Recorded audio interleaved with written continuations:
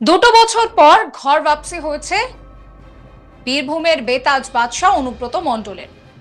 খুব স্বাভাবিক যে অনুব্রত মণ্ডল 2 বছর পর ফিরে আসার পর তার যারা অনুগামীরা রয়েছেন তারা তাদের কেষ্টদার সঙ্গে দেখা করতে যাবেন। সেই মতো আমরা দেখেছিলাম যে অনুব্রত মণ্ডলের বাড়ির সামনে প্রচন্ড ভিড়, সেখানে ঢাক ঢোল বাজছে। কিন্তু এবার কেষ্ট একটু পাল্টে গিয়েছেন, তিহার থেকে এসে সংশোধন হয়েছে তো তাই জন্য তার বাড়িতে সকলের অবাধ যে যাতায়াত, সেই যাতায়াত আর নেই। ভক্তদের যাতায়াতে তো রাশ নিয়ন্ত্রণ করা হয়েছে, নেতা মন্ত্রীরা তাদের যাতায়াতের ক্ষেত্রেও কিন্তু কিছুটা হলেও বলা যেতে পারে যে বাদ সাধা হয়েছে। নেতা মন্ত্রীরা তারা হতাশ। অনুব্রত মণ্ডল ফিরেছেন সেই খবর পেয়ে তাকে দেখতে মঙ্গলবার ছুটে যান বিধায়ক, সাংসদ থেকে শুরু করে দলীয় নেতা কর্মীরা। তবে তার অফিসে এলেও বেছে বেছে নেতাদের দরজার ভিতর দিয়ে ঢুকতে দেওয়া হয়েছে। যারাই অপছন্দ তাদেরকে ফিরতে হচ্ছে একেবারে দোরগোড়া থেকে। কারো মুখে শোনা গেল যে দাদা ঘুমোচ্ছে তাই দেখা করতে পারলেন না, তো কেউ আবার বললেন যে ঘন্টার পর ঘন্টা বসে থেকেও কেষ্টর দেখা পাওয়া গেল না। যারা প্রবেশাধিকার পেলেন আর যারা পেলেন না তাদের তালিকা দেখে অনেকেই বলছেন যে জেলায় ফিরে দলীয় রাজনীতিতে নতুন করে সমীকরণ তৈরি করছেন অনুব্রত।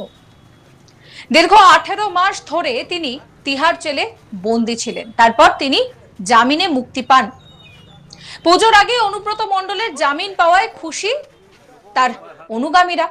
2022 সালের 11ই অগস্ট গরু পাচার মামলায় বীরভূমের নিচুপট্টির এই বাড়ি থেকেই অনুব্রত মণ্ডলকে গ্রেফতার করেছিল সিবিআই।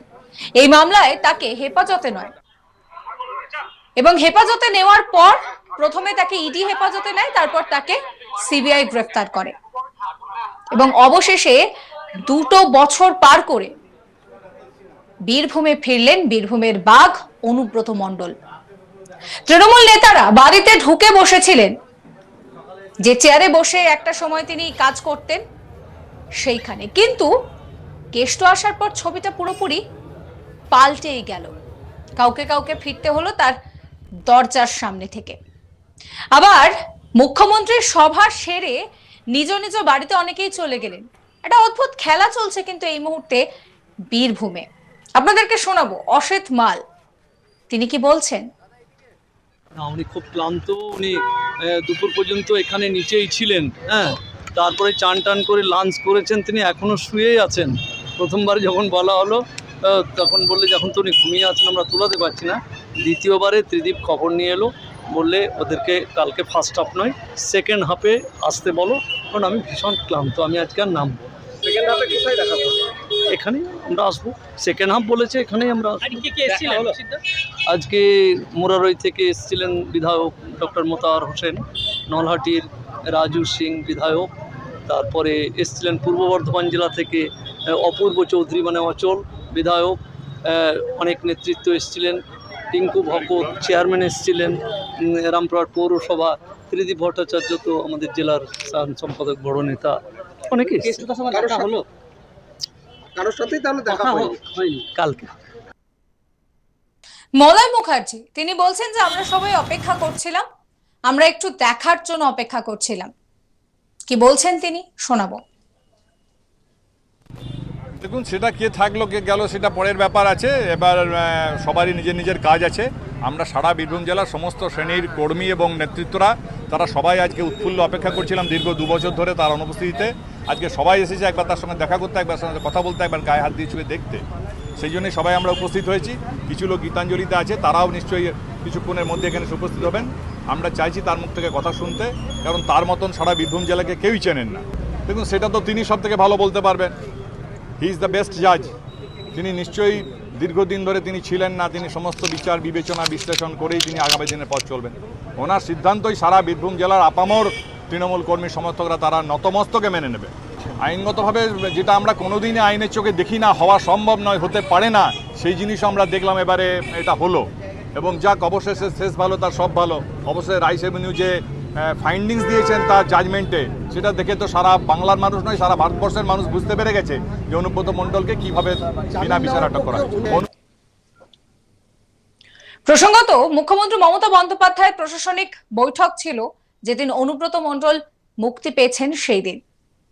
সভা থেকে বেরিয়ে যাওয়ার সময় অনুব্রত প্রসঙ্গে জিজ্ঞাসা করা হলে বীরভূমের লোকসভা কেন্দ্রের এমপি শতাব্দী রায় তিনি জানান যে আজকে তো আমাদের দেখা হবে না, আমি কলকাতার বাড়ি ফিরে যাচ্ছি।